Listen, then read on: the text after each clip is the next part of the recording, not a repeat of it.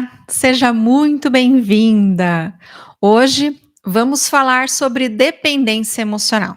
Esse tema é com certeza um dos mais importantes e ao mesmo tempo complexos. Afinal, todo mundo sabe que dependência emocional trava a vida. Mas como perceber se estamos emaranhados nessa teia? Será que temos dependência emocional com alguém? E aonde essa dependência pode estar influenciando na nossa vida. É sobre isso que vamos falar hoje. Hoje você vai entender como a dependência emocional se manifesta, vai compreender a estrutura dela, vai perceber com clareza como esse padrão se manifesta na sua vida, com quem será que você tem dependência emocional e aonde ela pode estar atrapalhando a sua vida. Então, seja muito bem-vinda a essa aula transformadora sobre dependência emocional. Hoje nós vamos explorar os padrões invisíveis que nos mantêm presos, aprisionados às pessoas e aos problemas delas também, e descobrir o caminho para a verdadeira liberdade emocional. Será que tem um caminho para a gente se libertar? Fica nesse vídeo que você vai descobrir hoje como é esse caminho. Mas antes da gente começar, eu vou dar uma pincelada geral. Hoje você vai ouvir 3 aspectos importantes sobre a dependência emocional. O primeiro deles é o triângulo dramático. Você vai entender como é que esse triângulo atua na dependência emocional. Vai começar a identificar ele em diversas dinâmicas aí na sua vida, o que vai ajudar muito no seu diagnóstico de dependência emocional. O segundo ponto é que você vai aprender 3 lições fundamentais para se libertar desses padrões limitantes que tanto te aprisionam. E terceiro, transforme seus padrões. Retome as rédeas da sua vida. É isso que você vai aprender nesse vídeo de hoje. Então, antes da gente começar, já curta esse vídeo, já compartilha ele com suas amigas. Vamos ajudar a espalhar aí essa informação tão poderosa que é sobre a dependência emocional, como a gente diagnosticá-la e principalmente qual é o caminho para a gente se libertar. Então vamos lá. Vou compartilhar minha tela aqui com vocês para facilitar toda essa explicação que eu quero mostrar aqui hoje. Então, começando aqui com o triângulo dramático, a armadilha da dependência emocional. A dinâmica de Karpman é um padrão de relacionamento disfuncional, onde os papéis se alternam, mas o sofrimento permanece constante. Todos os envolvidos dependem emocionalmente dessa dinâmica.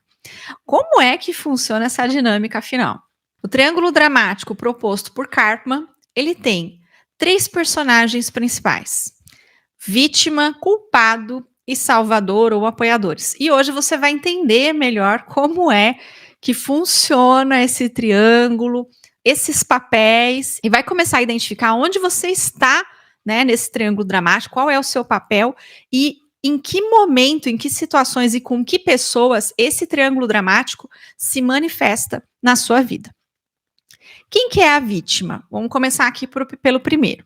A vítima se sente impotente, busca pena e evita a responsabilidade.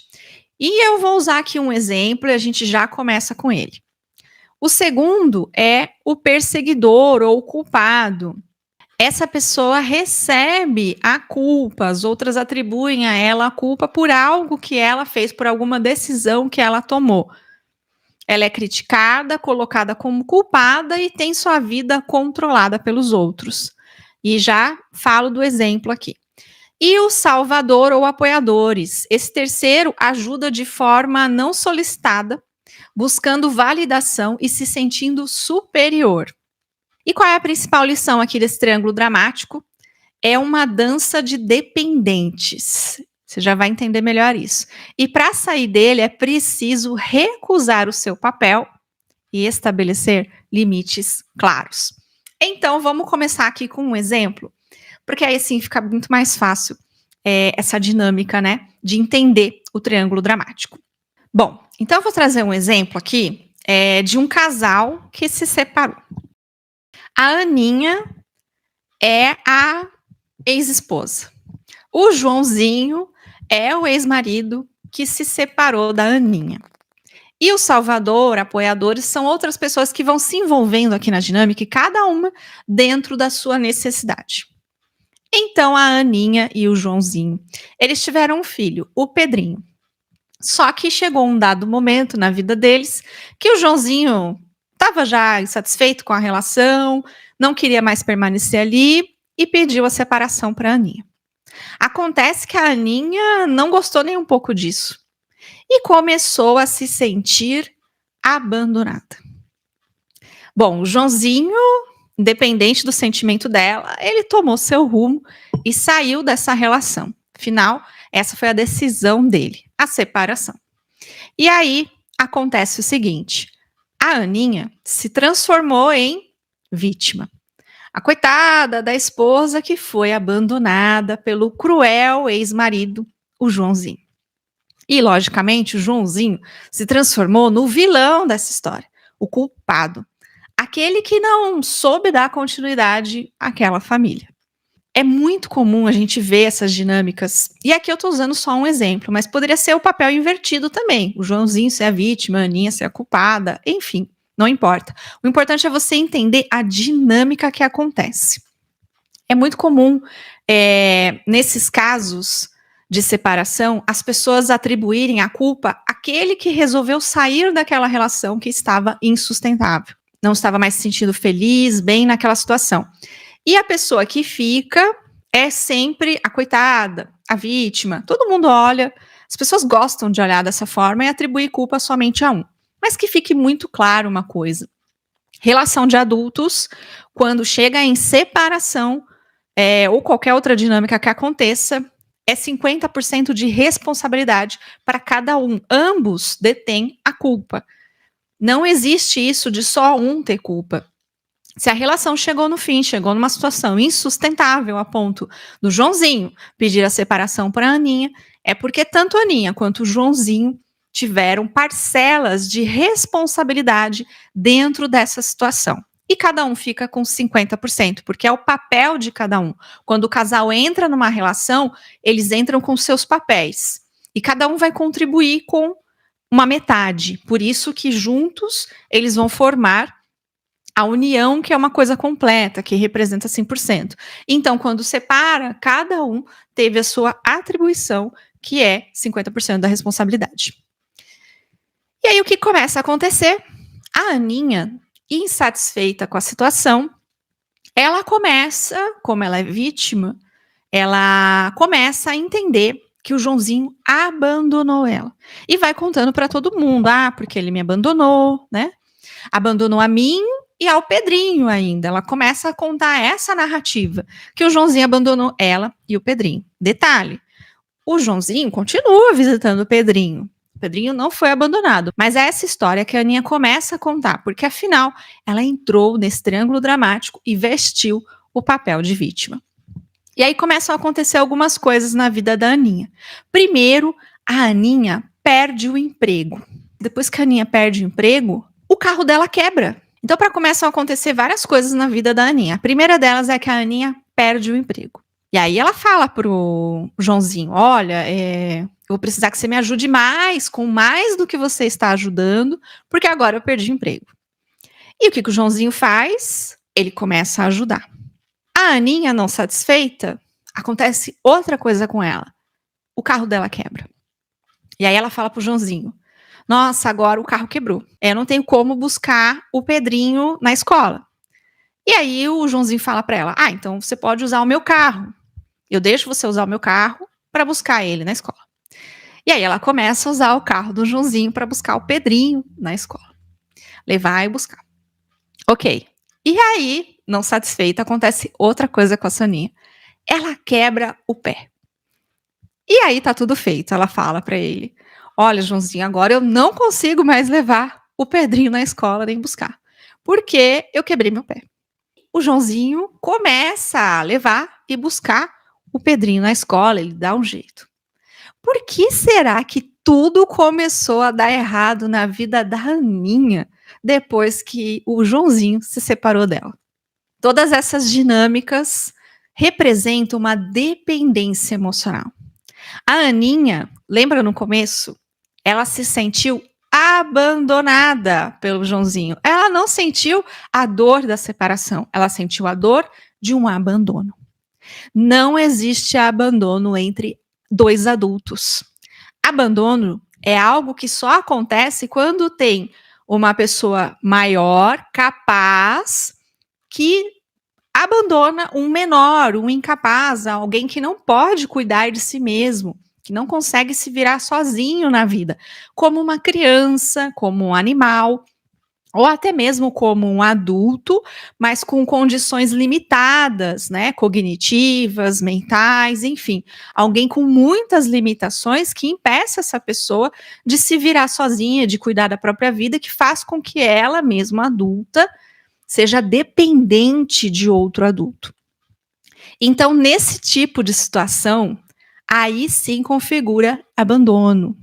Por isso que só os pais podem abandonar os filhos, né? Porque os pais são adultos e filhos são pequenos. Não estou dizendo que podem, né? Mas que configura abandono. Mas quando é uma relação de casal, são dois adultos, não existe abandono. O que existe é uma separação. É alguém tomando uma decisão e o outro pode concordar ou discordar dela, se ver satisfeito ou insatisfeito com ela. Mas não é abandono. É apenas que o outro não está mais se curvando à sua vontade, e sim a vontade dele, que não é a mesma que a sua. E aceitar isso muitas vezes é difícil, mas um adulto aprende a aceitar. Quando é, então, que a pessoa sente a dor do abandono? Quando tem dependência emocional. Então, a Aninha, por alguma razão que provavelmente vem do passado dela, tá? Não é da relação com o Joãozinho. Esse sentimento de abandono é uma dor, uma ferida não curada que vem lá da infância, de alguma fase da vida da Aninha muito anterior à chegada do Joãozinho na jornada dela. E é por isso que ela busca sempre se ligar a alguém para preencher uma necessidade emocional. E possivelmente ela estava ligada a ele nessa relação, buscando esse preenchimento. E a partir do momento que ele resolve sair, ela sente o vazio e, consequentemente, o abandono. E aí, todas essas coisas que começam a acontecer na vida da Aninha, como perder o emprego, quebrar o carro quebra, ela quebra o pé, tudo isso vai acontecendo porque ela, afinal, precisa mostrar para ele que ela é incapaz e que ela precisa da ajuda dele. É uma tentativa de manipulação indireta e inconsciente também.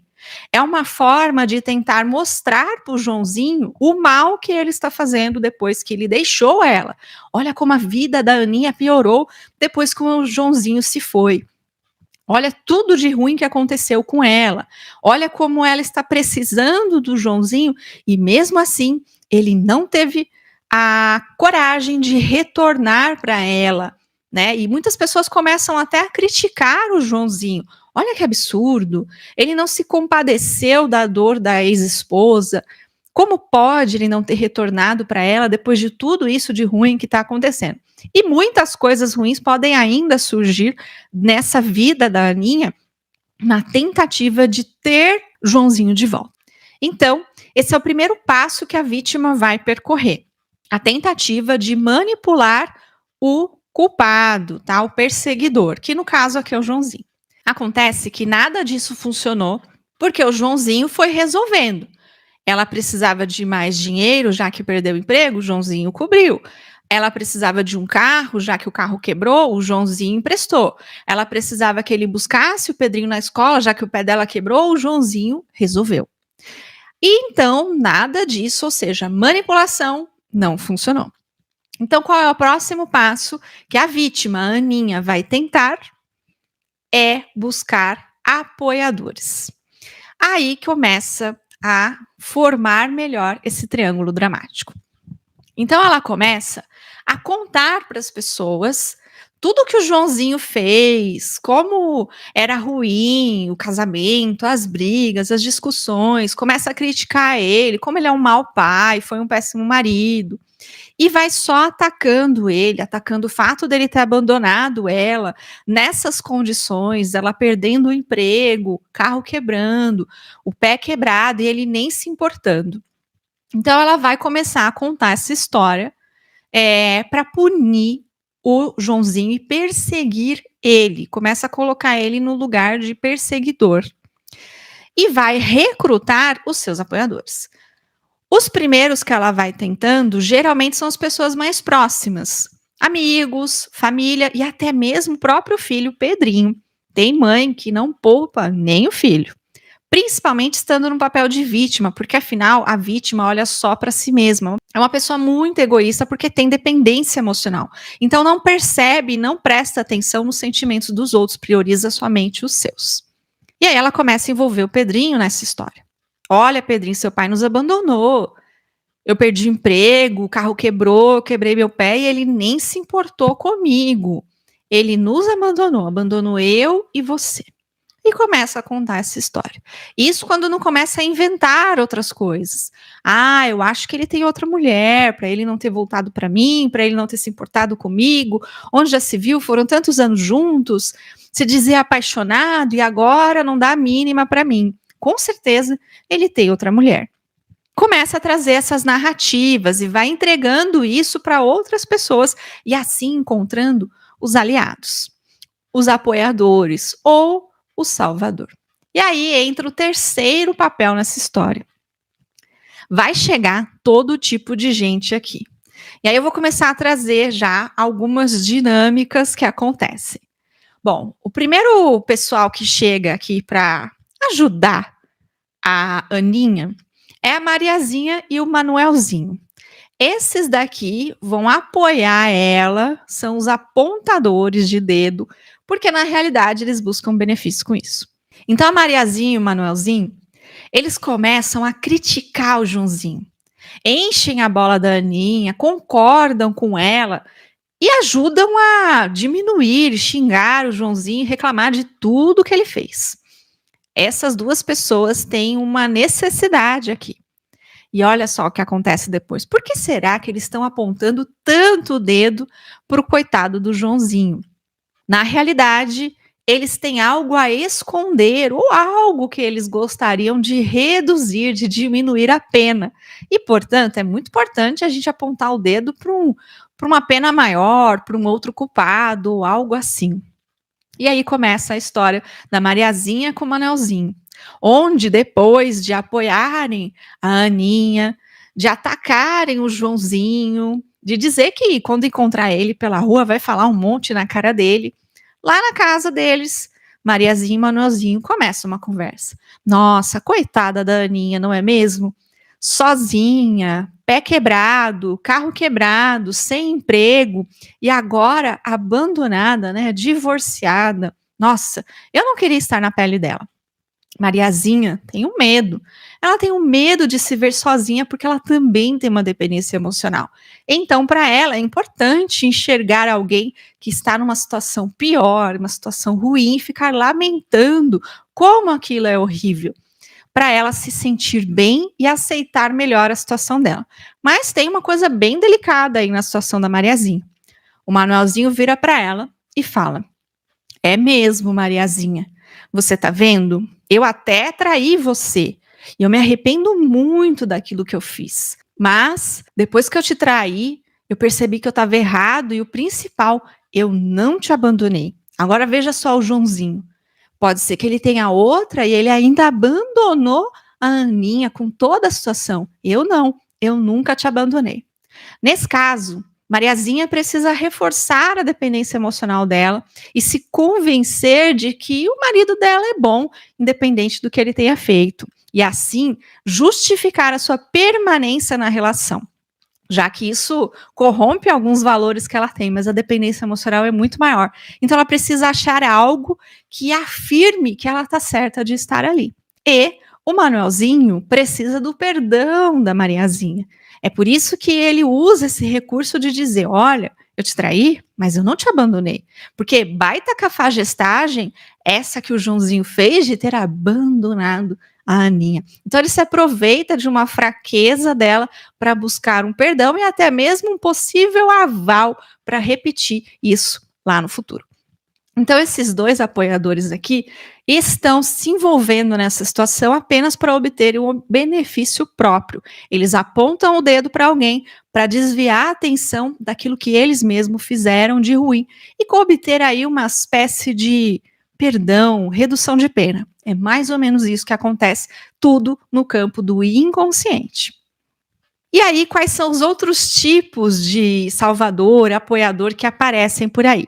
Depois vai chegar a Joaninha. Essa é aquela que vivia com inveja da Aninha. Elas nem se falavam direito, porque toda vez que se falavam, ficava nítido que a Joaninha não ia muito com a cara da Aninha, não gostava muito dela. Mas quando ela viu a Aninha no fundo do poço, ah, você acha que ela ia perder a oportunidade de dar uma olhada mais de perto? Obviamente que não. E aí, a Joaninha se aproxima da Aninha, como querendo ser uma amiga, do tipo, ai, nossa, eu sinto muito. Ai, eu fiquei tão triste quando soube da sua separação. Que coisa mais terrível. Nunca imaginei que o Joãozinho seria capaz de abandonar você e o Pedrinho assim. Que coisa mais triste. Mas olha, pode contar comigo para tudo que você precisar. Conta comigo, viu, amiga? Essa pessoa, de repente, do nada, aparece querendo ser a sua amiga e oferecendo todo o suporte, apoio e dizendo que entende a dor que você está passando. Na realidade, ela só quer elevar o ego dela, a autoestima dela diante da sua possível destruição. Já que você está lá no fundo do poço, então ela quer sentir superioridade.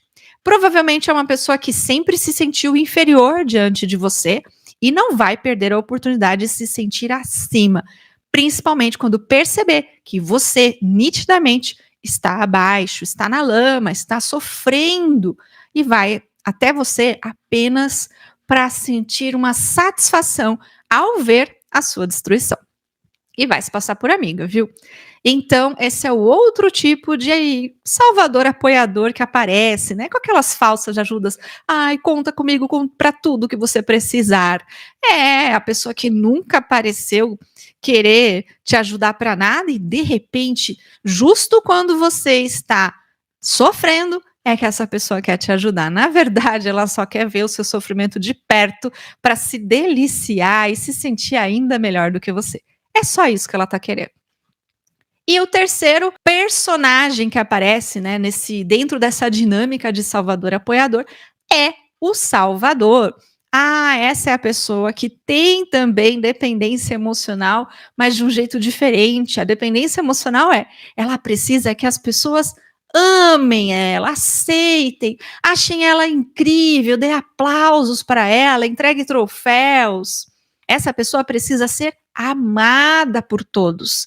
Então, ela vai chegar sempre para oferecer ajuda para quem está no caos, para quem está precisando, porque ela é a salvadora. É a pessoa que chega e fala: "Eu resolvo tudo".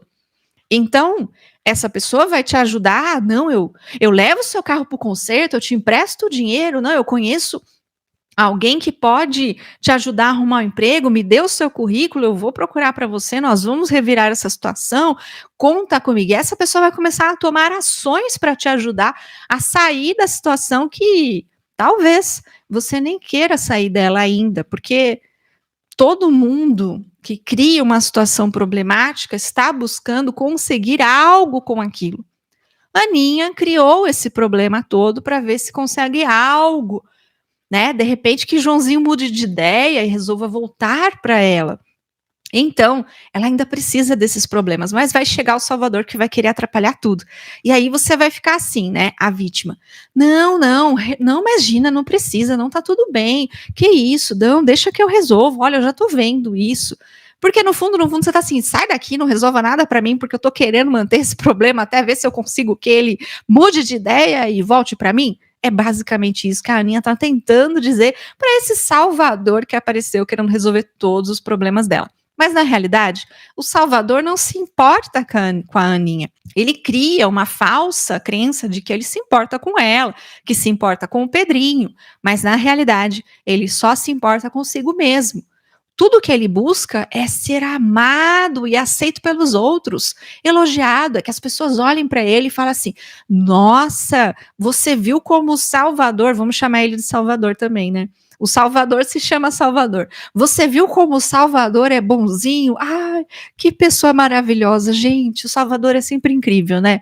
Você viu que ele ficou sabendo da situação da Aninha e chegou lá oferecendo ajuda, oferecendo emprego. Ai, gente, ele é fantástico, né? Nossa, só o Salvador mesmo para chegar e trazer essa resolução toda. Então são esses os tipos de personagens que se envolvem dentro do triângulo dramático. E pasmem, todos eles estão olhando somente para si mesmo, inclusive o culpado. E agora eu vou falar um pouco mais sobre o culpado. Por que será que o Joãozinho ficou aí nesse papel, não colocou limites na Aninha e nem nas pessoas que começaram a falar dele, né? A chegar na cara dele e dizer tudo de errado que ele tinha feito. Por que será que o Joãozinho não impôs limites nessa situação? Pode ser que o Joãozinho também se sinta culpado. Porque quando a pessoa se sente culpada, é geralmente quando ela é submissa ou quando ela depende da opinião dos outros. Ela se importa muito com a opinião alheia e tem medo de errar, medo de magoar alguém, medo de dizer não. É uma pessoa que carrega uma submissão, um medo muito grande da opinião alheia e também um medo de errar, ou medo de fracassar, de dizer não, ou de fazer algo a alguém que vá desagradar. Então, essa pessoa vai vestir a carapuça de culpado, vai se entrar nesse personagem, e aí o triângulo dramático está feito. Você tem uma vítima que adora apontar uma culpa, se colocar no papel de abandonada, manipular os outros e toda a situação. Você tem um culpado, que é uma pessoa com uma tendência à submissão muito grande, que vai absorver a culpa que os outros estão colocando sobre ele. E você tem aqui o salvador, que vai querer resolver tudo, ou os apoiadores, que cada um tem a sua necessidade dentro dessa situação. É assim que funciona o triângulo dramático da dependência emocional.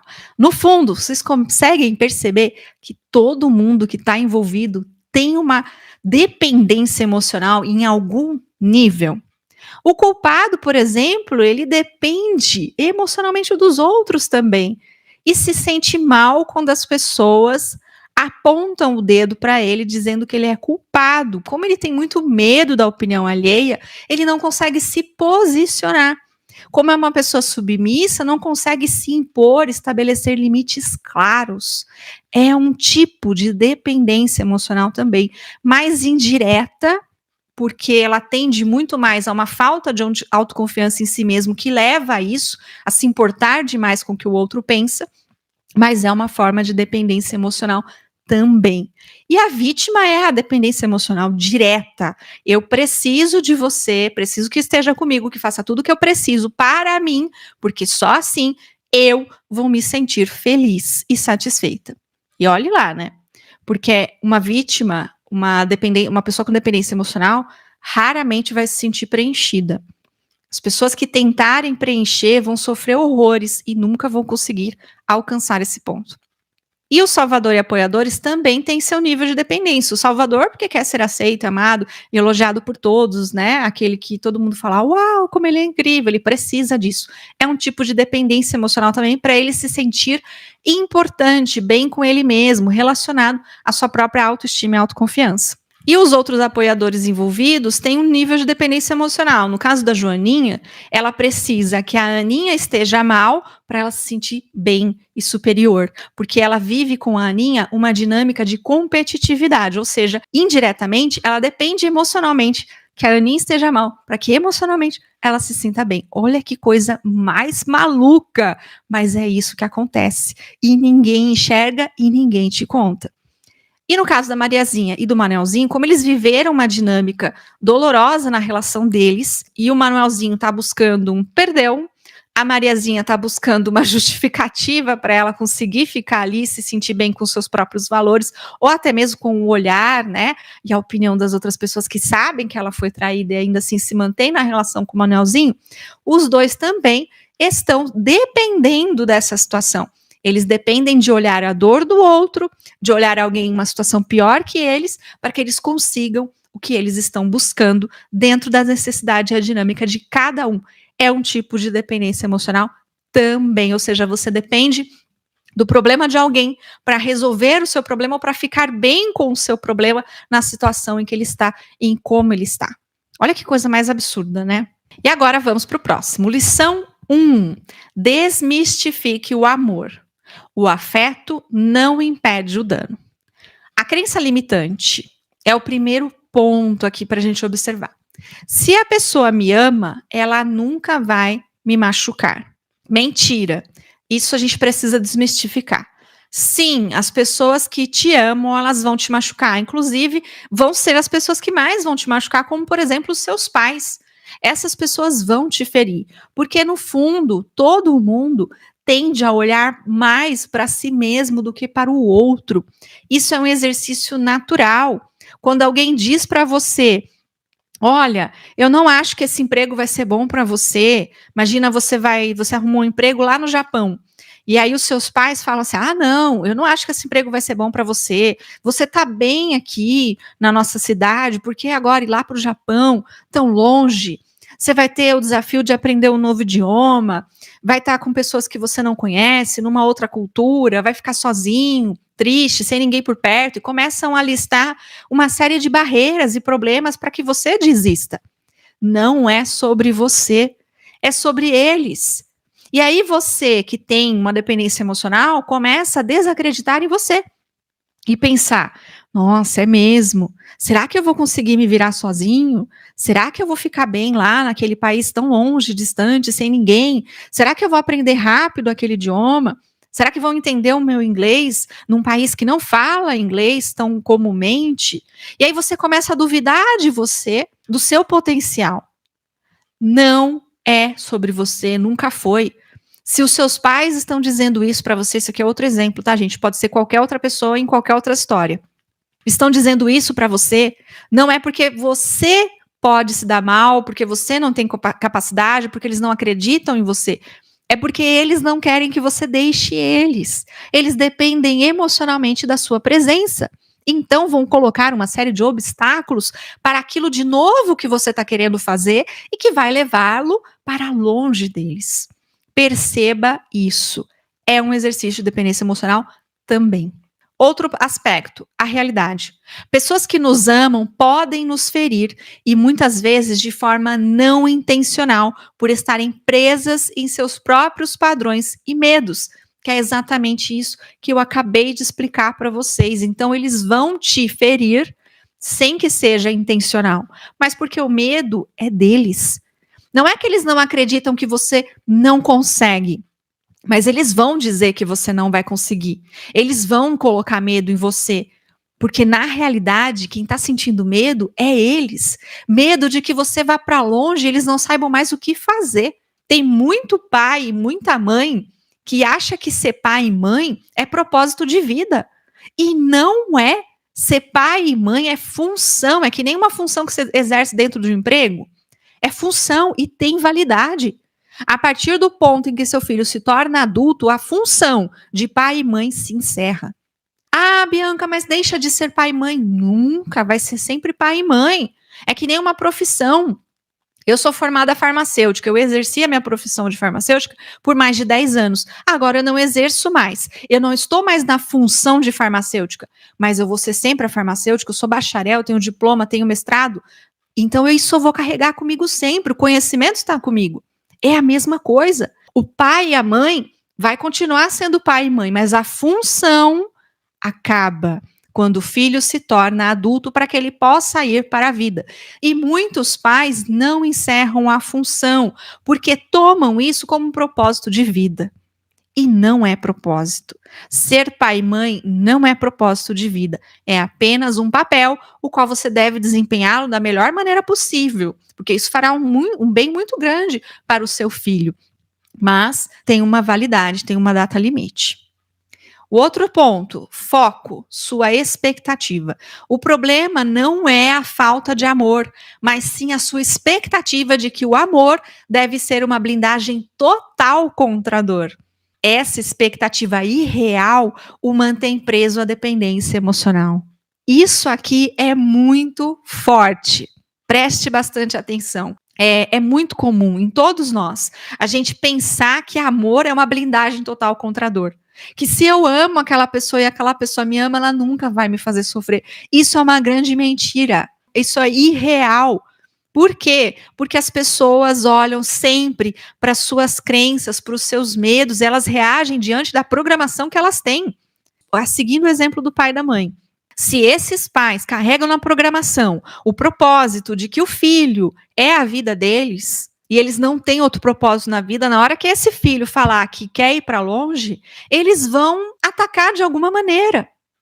E sim, chegando ao ponto de dizer: eu acho que você vai se dar mal, você vai quebrar a cara, eu duvido que você vai conseguir. Chegando ao ponto de colocar em prova a capacidade daquele filho e fazê-lo desacreditar de si mesmo. Por quê? Porque os medos que eles carregam, as crenças, a programação deles, esta dependência emocional que eles criaram do filho, vai fazer com que eles sejam cruéis de um modo invisível. E se esse filho também carregar uma dependência emocional com esses pais, ele não vai conseguir. Ele vai começar a duvidar dele, as coisas vão dar errado e ele vai permanecer perto dos pais para agradá-los. Por quê? O medo dele se afastar e perder o amor deles é muito grande. Mas eu te garanto, você nunca vai perder o amor dos seus pais. Nunca. Esse amor vai continuar, mesmo que você os decepcione. E tem um movimento muito interessante que eu vou trazer agora para você entender. Muitas vezes, para nos libertar da dependência emocional, ou até mesmo de um laço narcisista, a gente precisa olhar para essas pessoas que nós amamos, como nosso pai, nossa mãe, um parceiro ou qualquer outra pessoa, um filho, e dizer para ela: eu amo você, mas eu sinto muito, pois eu vou te decepcionar. Precisamos fazer isso, colocar limites, entender que sim, nós vamos decepcionar. Nesse caso aqui do filho que quer ir para o Japão, conseguiu uma oportunidade. Pai e mãe, sinto muito, mas eu vou decepcioná-los. Eu sei que vocês gostariam que eu permanecesse aqui e continuasse sendo o filhinho de vocês, que nunca iria sair de casa, ou que tivesse até a sua própria família, lhe desse netos, mas que continuasse perto de vocês, mas eu não vou fazer isso, eu vou decepcioná-los. Eu vou realizar o meu sonho, eu vou para o Japão, vou estabelecer uma carreira lá e eu não sei mais o que vai acontecer. Mas uma coisa eu garanto, neste momento eu não vou ficar perto de vocês. Vou deixá-los e vou decepcioná-los, sim. Por quê? Porque eu estou buscando a minha felicidade, aquilo que é importante para mim. Esse movimento é necessário. E gradualmente os pais começam a se desprender e entender que quando o filho coloca limites de verdade, pode ter certeza, se esses pais te amam e com certeza amam, eles vão aprender a conviver com o limite que você coloca. Porque é preferível eles viverem com os limites que você coloca do que eles perderem você por completo. Pode ter certeza disso. E vão dar um jeito de resolver essa dependência emocional dentro deles. E o último aspecto, a liberdade, o resultado. Ao entender que o amor não é um escudo, você se liberta do peso emocional das ações alheias e para de buscar no outro a sua segurança. Você retoma o poder de suas próprias emoções. Quando você entende isso, é poderoso. Você começa a entender que sim, as pessoas que te amam, elas vão te decepcionar e tá tudo bem. Porque não é sobre você, é sobre elas. É sobre os medos que elas carregam e a programação que está dentro delas e não sobre você. Mas sim, elas vão tentar jogar para você. Porque esse é o jeito de te fazer desistir e permanecer ao lado delas, fazendo aquilo que convém para elas. Não é por mal, mas sim, aquelas pessoas que te amam vão te ferir. E o amor não é uma blindagem contra a dor. Você vai sofrer, principalmente quando as pessoas te amarem. Essas são as que mais vão te fazer sofrer. Lição 2. O filtro da crítica. A relevância é sua. Os padrões inconscientes nos tornam vulneráveis à crítica invasiva. Reconheça-os para se proteger. O medo da opinião alheia, por exemplo, a dependência emocional é alimentada pelo medo constante do julgamento e da desaprovação. Como no caso do Joãozinho, que não conseguia ali estabelecer limites e as pessoas criticando. Tinha o risco, por exemplo, do Joãozinho voltar para a Aninha só para parar de ser o vilão da história. Por quê? Porque o medo da opinião alheia é muito grande. Quando isso acontece, é ainda mais destrutivo, porque a pessoa se torna completamente refém do que os outros pensam sobre ela e não do que ela quer para ela mesma. A ferramenta é criar um filtro mental para as opiniões não solicitadas. E aqui eu vou ensinar para vocês 3 perguntas importantes que você deve se fazer antes de aceitar qualquer crítica, qualquer opinião alheia. Vamos lá para essas 3 perguntas do filtro mental. A primeira: isso é sobre mim ou sobre você? A crítica é uma projeção do medo ou frustração do outro. Perceba isso. O que essa pessoa está querendo dizer para você? Ela fala assim: olha, eu tenho uma opinião sobre essa sua viagem aí para o Japão. É sobre mim ou sobre você? Não, é porque eu acho que vai dar errado. Não, você acha que vai dar errado, é sobre você, não é sobre mim. Eu não te pedi opinião nenhuma. Muitas pessoas têm essa mania de querer projetar o medo delas na vida do outro. É sobre elas, não é sobre você. Sabe aquela pessoa que vê, por exemplo, uma mulher que está num casamento destrutivo, tóxico, sei lá, pode sofrer violência doméstica, por exemplo, e aí ela quer se separar. E aí a pessoa fala assim: ai, viu? Mas olha, sua avó não vai gostar disso não, porque a sua avó é muito religiosa. Isso é sobre você ou sobre ela? A pessoa está colocando a opinião dela, que a avó vai se importar porque a avó é religiosa. Ou então a pessoa fala assim: viu? Mas vão falar de você na igreja. É sobre você ou sobre ela? Ela está colocando a opinião dela. Ela está presa às crenças limitantes religiosas e está colocando isso sobre você. Só que não é ela que está lá apanhando, vivendo aquela relação tóxica. E aí você deve virar para essa pessoa e falar assim: ah, é? Então, quando ele quiser me bater, então como é que a gente faz? Você vem aqui para apanhar no meu lugar? É isso que a gente faz? É essa a sua solução? Devolva com outra pergunta para essa pessoa. Qual solução você tem para mim, já que a sua opinião é tão importante? Perceba isso. As pessoas não estão falando sobre você, elas estão falando sobre elas. É o medo que elas carregam, é a dependência emocional delas, elas dependem da religião, por exemplo, elas dependem da opinião dos avós, dos pais, dos outros, do vizinho, das pessoas da comunidade. As pessoas dependem emocionalmente dos outros e querem que você dependa também. Comece a perceber isso e colocar os limites. Segunda pergunta: eu preciso saber disso? A informação é útil ou apenas invasiva e destrutiva? Sabe quando aquela pessoa chega e fala assim: eu tenho uma crítica construtiva para te dar. Eu preciso saber disso? Eu pedi a sua opinião? Porque se eu não pedir, e se não for algo que eu precise saber, então não é uma crítica construtiva, é destrutiva. É tipo assim, vou trazer um exemplo aqui bem legal que eu gosto bastante. Você vai lá e faz um corte de cabelo. A pessoa olha e fala assim: ai, posso te dar uma opinião? Ai, posso falar uma coisa pra você? Aí você pergunta: o quê? Ai, eu não gostei do seu cabelo, ficou ridículo. Não ficou bom em você esse corte. O que isso vai fazer de bom pra sua vida? Você consegue mudar esse corte de cabelo agora que ele já tá cortado? Não. Ou seja, a opinião dessa pessoa foi só para te destruir. Se essa pessoa tinha uma opinião tão importante para te dar que ela não conseguia segurar dentro dela, imagine o que acontece com você quando ela põe para fora. Porque se ela não consegue segurar dentro dela, é porque é algo que tá tão ruim que quando ela põe para fora vai fazer mal para você também. Perceba isso. Se você tem uma opinião para dar sobre alguém que você não consegue guardar dentro de você, pode ter certeza que na hora que você colocar para fora vai fazer um estrago na vida dessa pessoa. E se você tem uma opinião para dar sobre alguém que a pessoa não pode mudar em 15 segundos, então não fale. Porque você só vai destruir algo na vida dessa pessoa. Só vai gerar um mal-estar, só vai gerar uma insegurança, uma dor, um sofrimento completamente desnecessário. Essa pessoa que cortou esse cabelo consegue desfazer o corte de cabelo agora, que você falou? Ah, porque antes comprido estava melhor e agora curto não ficou legal? Ah, sim, porque agora ela vai lá, vai correr, vai pôr uma peruca. Não, ela não consegue resolver. Se não dá para resolver em 15 segundos, então não coloca a sua opinião. Que nem alguém que engorda, por exemplo, ou que casa, e aí depois que a pessoa engordou, você fala assim: ai, nossa, não gostei de você assim, tá feia, gorda. Ah, sim, porque eu vou emagrecer em 15 segundos agora. Ou a pessoa casou lá e você fala assim: ai, acho que você fez um péssimo casamento. Por que você falou agora? Porque agora já tá casado. Sabe, é tipo tudo assim. Não faz sentido, eu preciso saber disso, porque se eu não preciso, se eu não pedir tua opinião, então não me entregue ela.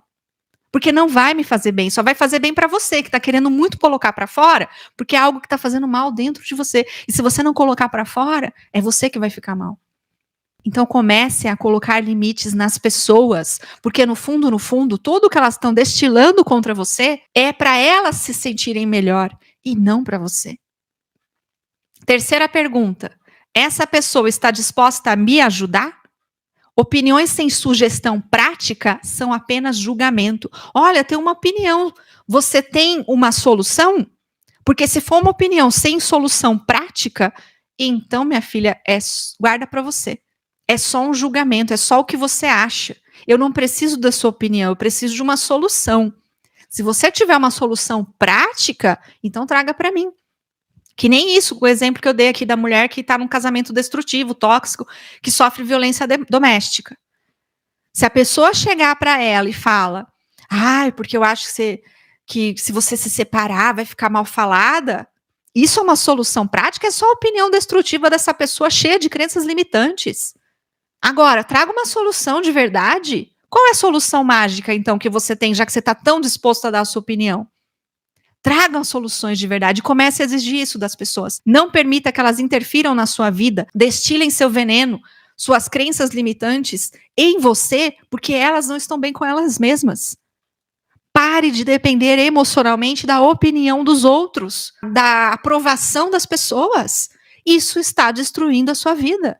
Muitas vezes a gente aceita a opinião das pessoas, as crenças delas, porque nós queremos ser amados, queremos ser aceitos, ou simplesmente boazinhas. Ai, nossa, viu como fulana é boazinha, né? Ela sempre ouve tudo que a gente fala, coitada dela.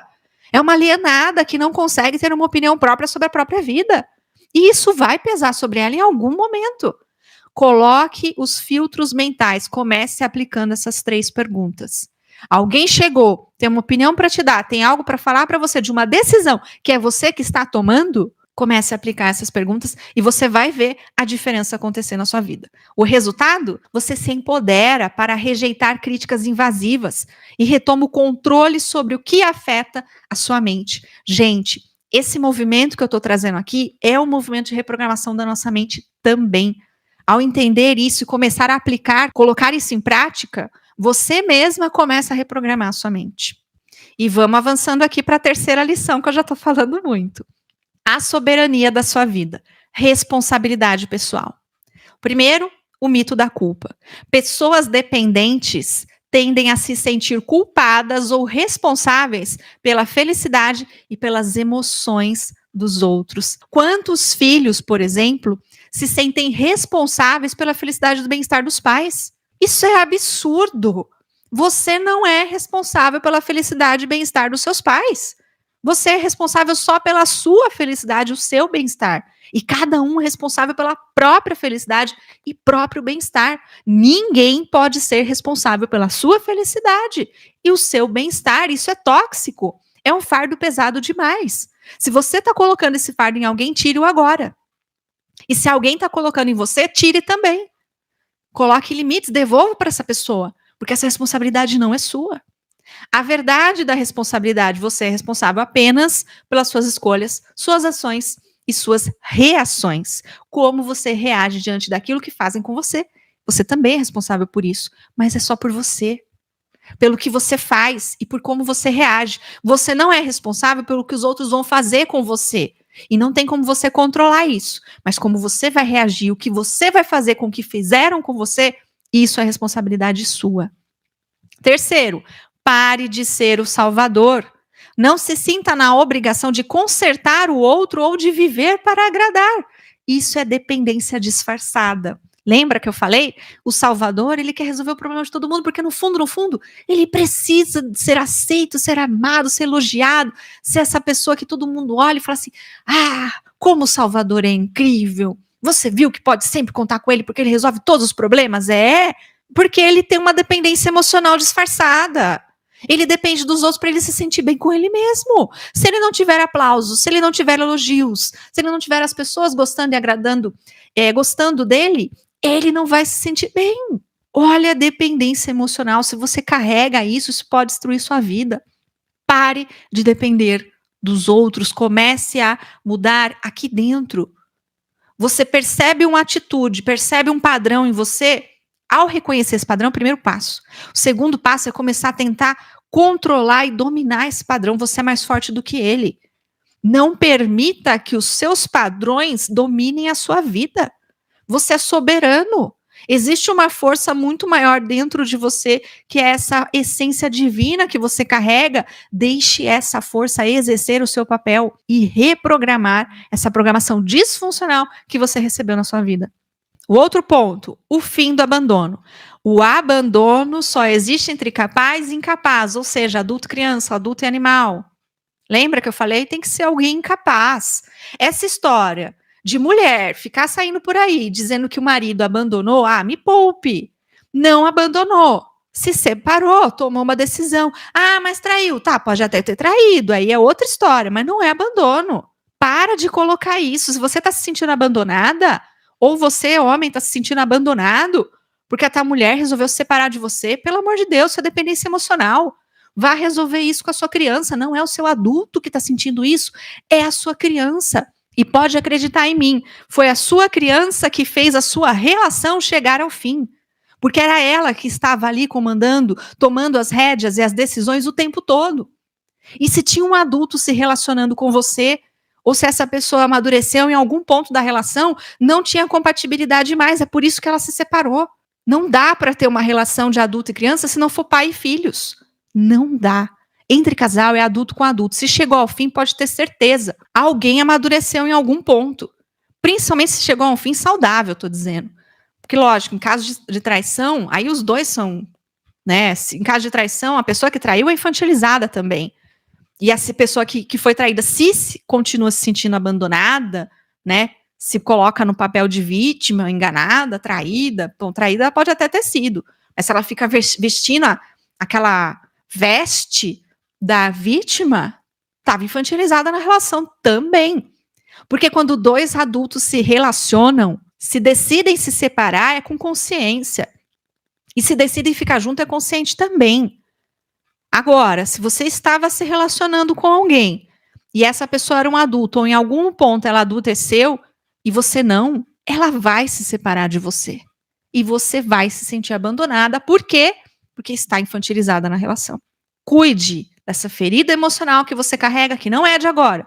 No caso da Aninha, por exemplo, não era da ferida dela com o Joãozinho. É uma ferida da infância. É uma ferida de muito antes do Joãozinho chegar na vida dela. Algo aconteceu com o pai, ou com a mãe, ou com ambos, com essa menina, com a Aninha, quando ela era criança. E ela carrega essa ferida até hoje na vida dela.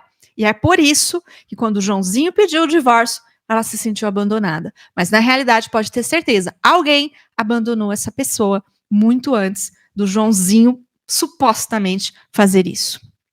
E a ação final.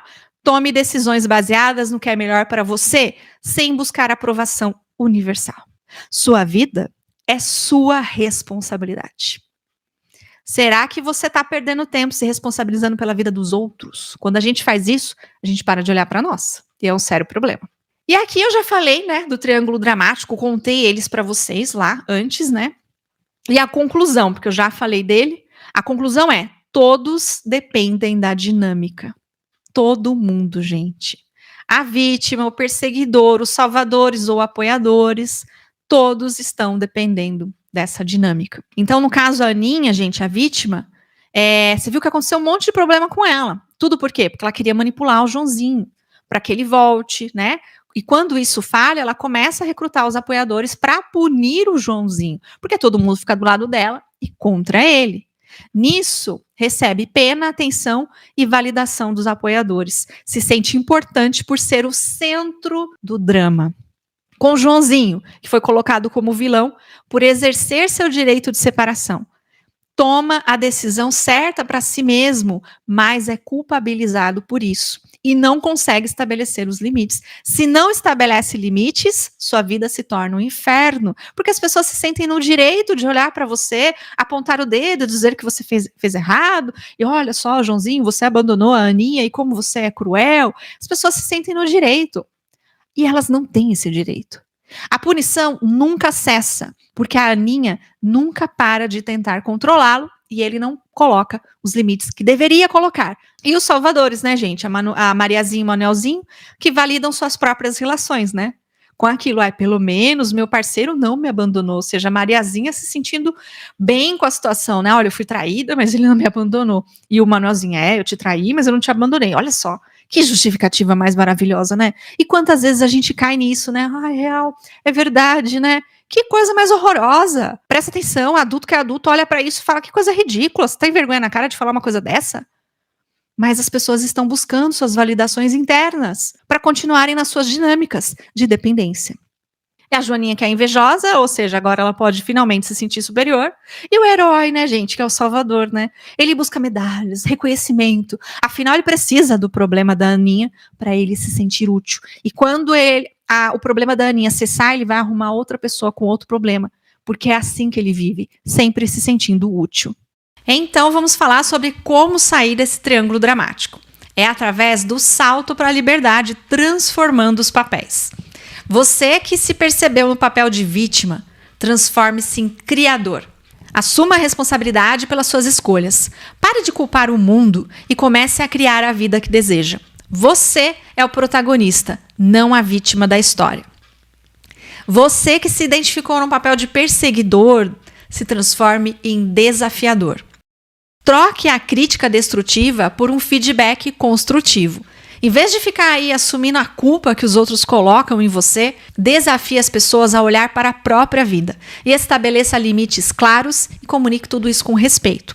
É claro que quando a gente comunica um não para uma pessoa, ela pode dizer que a gente foi grosseira. Ai, nossa, que essa pessoa foi grosseira. E pode até parecer que você não se comunicou com respeito. Mas se você tem certeza disso, que fez o seu melhor na hora de comunicar um não para a pessoa, pode ter certeza que não é sobre você. É sobre ela. Essa pessoa não sabe receber um não. Então, o problema não é seu, é dela. Deixe com ela e siga seu caminho, continue colocando limites.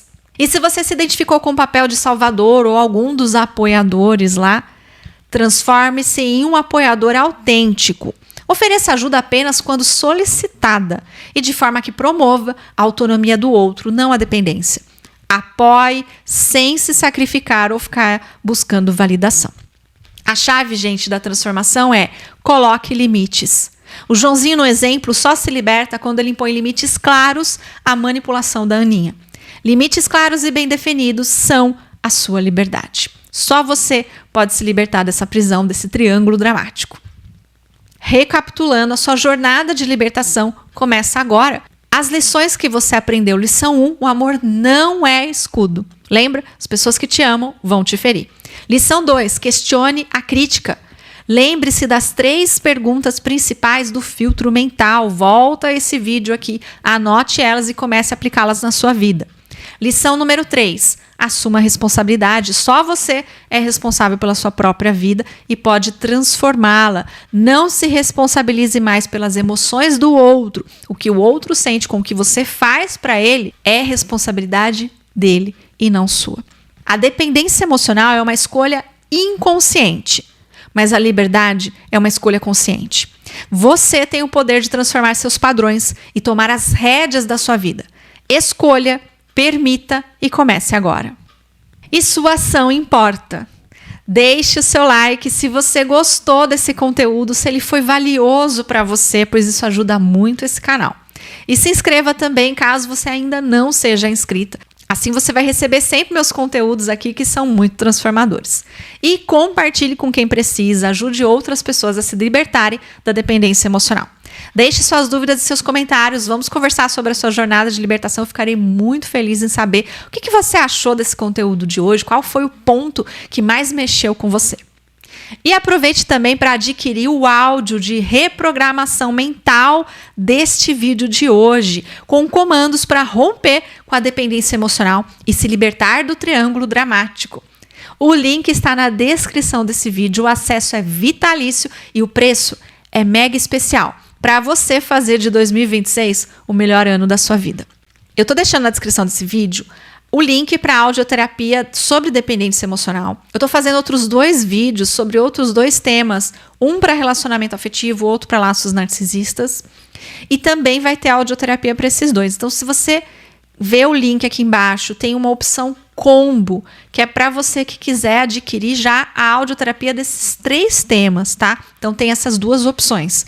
tanto a audioterapia individual, somente sobre dependência emocional, como também o combo, que vai abarcar outros 2 temas junto com a dependência emocional e também com preço especial. E é isso, eu espero que esse conteúdo aqui de hoje tenha sido transformador na sua vida, tenha ensinado algo de valor para você e que você comece a praticar o que aprendeu aqui hoje para fazer de 2026 o melhor ano da sua vida. Eu vou ficando por aqui, a gente segue aqui no canal com um vídeo novo toda terça e quinta, sempre às 20 horas. Um grande beijo, uma excelente semana e até mais!